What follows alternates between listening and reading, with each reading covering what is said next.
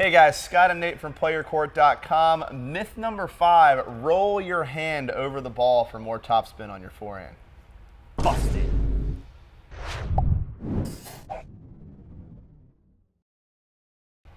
All right guys, welcome to video number 5 of 6, almost done. Busting myths, things that we hear coaches say, or just things that we hear that aren't totally true or need a little bit of tweaking. So this one I think really bugs Nate because there are some higher level coaches that say this stuff. We're talking about rolling that hand over to generate topspin on the forehand, right? This is a myth that we want to bust. Yeah, I think it's being taught to some degree, but I think actually what's happening is where did this come from? I think people are watching like the slow-mo of the ATP, WTA players and watching what's happening after contact and seeing the pronation. Because this is newer. Like, I didn't hear this ever growing up. Like, all I ever heard was brush off the back of the ball.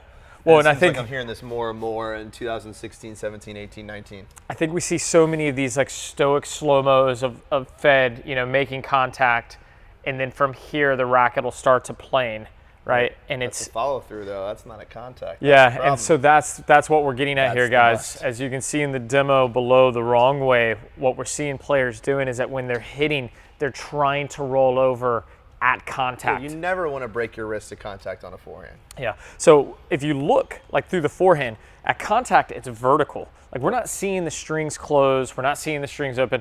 I'm almost vertically up and down. Topspin is a byproduct of going low to high. I'm working up the ball, right, with the racket fairly vertical. And from here, as the racket gets through extension, and I work through that kind of windshield wiper, from here the pronation starts to happen, right?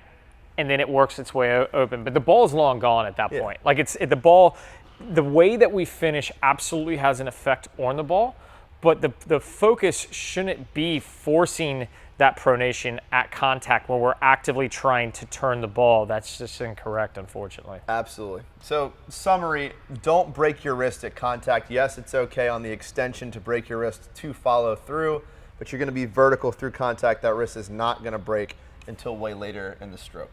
Yeah, I'll finish with this.